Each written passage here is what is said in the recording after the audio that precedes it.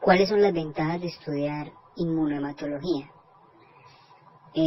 Una de las ventajas más grandes que tiene estudiar inmunohematología es que se adquieren muchos conocimientos acerca del cuerpo humano, si es que nuestro organismo de interés es el ser humano. Se adquieren conocimientos en cuanto a la, digamos, capacidad del cuerpo para defenderse de patógenos.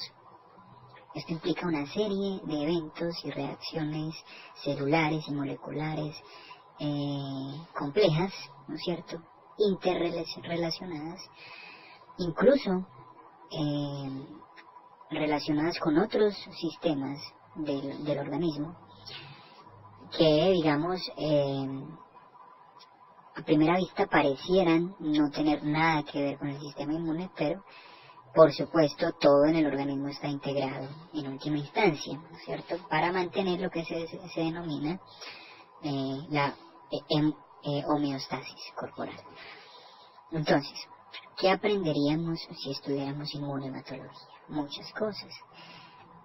Por ejemplo, saber que la sangre se origina en un lugar específico del cuerpo, que es la médula ósea, ¿no es cierto?, teniendo en cuenta, por supuesto, que antes del nacimiento, en la etapa embrionaria, pues la sangre se desarrolla en diferentes órganos a medida que se van dando las diferentes etapas. Hay una etapa mesoblástica que tiene lugar en el saco vitelino, otra etapa hepática que tiene lugar en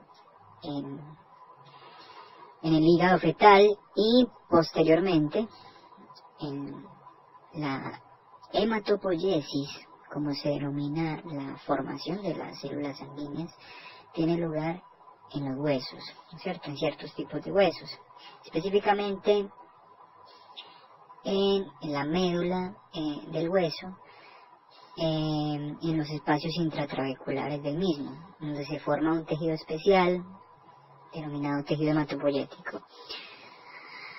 ¿Qué relación hay entre la hematología y la inmunología de forma más estrecha? La hematopoiesis, por ejemplo. Todas las células de la sangre, ¿cierto?, eritrocitos, linfocitos, monocitos, granulocitos, eosinófilos, basófilos y plaquetas, ¿no es cierto?, que surgen a partir de los megacariocitos. Todas estas células sanguíneas surgen a partir de una sola célula madre hematopoyética pluripotencial o célula troncal hematopoyética, o en inglés stem cell, que habita en la médula ósea, ¿cierto?, y que tiene la capacidad de diferenciarse hacia diferentes estadios de maduración que dan lugar a una célula en específico. Ya ahí vemos entonces una relación directa entre lo que es la hematología y la inmunología. ¿Por qué? Porque algunas de esas células, de hecho en su gran mayoría, cumplen una función de defensa del cuerpo, del organismo, una función inmunológica, ¿cierto? Los linfocitos, los monocitos, los granulocitos, los eosinófilos, los basófilos, todos cumplen una función inmunológica. Incluso las plaquetas en cierto grado también lo hacen. Y si nos vamos más allá, pues los eritrocitos, al abastecer de oxígeno al resto de células, pues también contribuyen. Como les digo, todos los órganos, todas las células del cuerpo están involucradas en lo que es la homeostasis corporal. Pero bueno, cuando estudiamos hematología específicamente nos centramos en lo que, digamos, es precisamente este desarrollo hematopoyético de las células, cómo estas células se distribuyen en el organismo, cuáles son los valores normales, es decir, la cantidad de cada una de estas células en el organismo, en cada una de las etapas del ser humano, es decir, dependiendo de la edad del mismo, y a partir de esto, pues, identificar diferentes patologías que se manifiestan a través del cambio en la cantidad y en las cualidades morfológicas de estas células. Entonces ahí estamos hablando ya de hemopatología, por ejemplo, que incluye neoplasias de diferentes tipos. Ahora, la inmunología, digamos, si la damos por aparte, está centrada más en mirar en cómo estas células defienden al organismo, cuál es su función en específico a la hora de defender al organismo de un patógeno, por ejemplo, en específico, cuáles son sus mecanismos de acción, cómo se integran unas con otras. Por ejemplo, los linfocitos se dividen principalmente, digamos a grandes rasgos, en linfocitos B y linfocitos T. Los linfocitos B son los encargados de liberar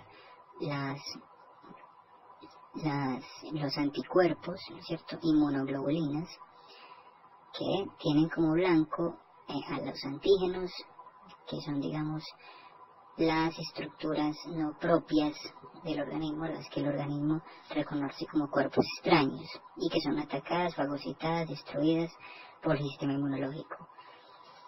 Los linfocitos T, por otro lado, pues tienen, digamos, diversas funciones. Unos son citotóxicos, es decir, tienen la capacidad de encontrar una célula, digamos, infectada por un virus, por ejemplo, y liberar allí algunas sustancias tóxicas que van a acabar, o citotóxicas específicamente, que van a acabar con esta célula para que no prolifere este patógeno que está infectando a la célula. O muchas veces la célula no está infectada, sino que simplemente está pasando por un proceso neoplásico, cancerígeno, ¿cierto?, oncológico, en el cual pues las células del sistema inmune, en este caso los linfocitos T, por ejemplo, tienen que acabar con su proliferación.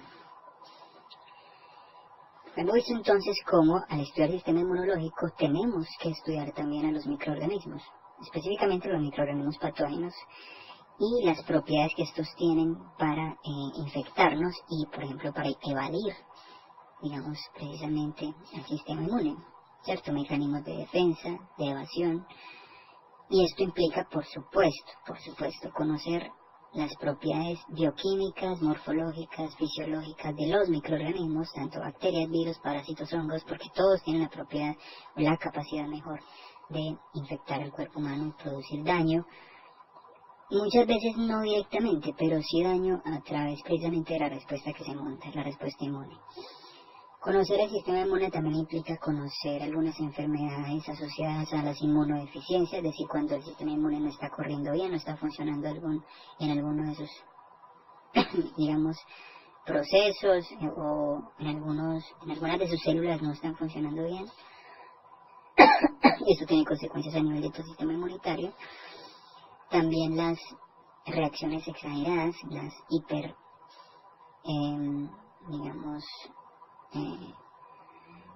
hipersensibilidad, que se denomina, las alergias, por ejemplo, son un tipo de hipersensibilidad. De hecho son de hipersensibilidad tipo 1, en fin, porque hay tipo 2, tipo 3, tipo 4. Al estudio de la inmunología también estamos, aprendiendo mucho lo que tiene que ver con el trasplante de órganos, ¿no es cierto? La respuesta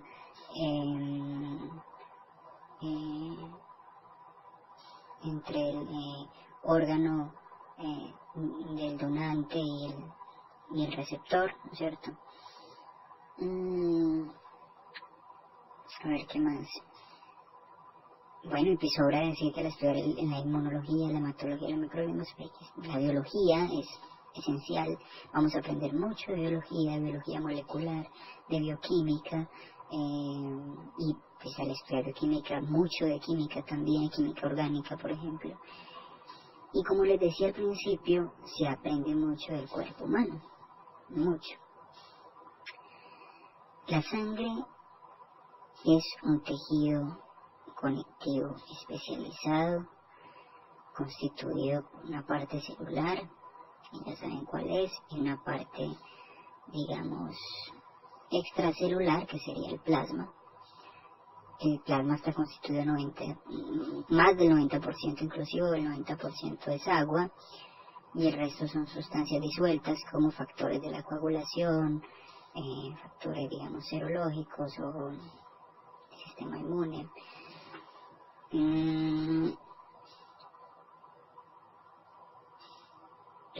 Bueno, es todo por ahora. Espero que pues, hayan entendido algo de lo que les dije, y hasta la próxima.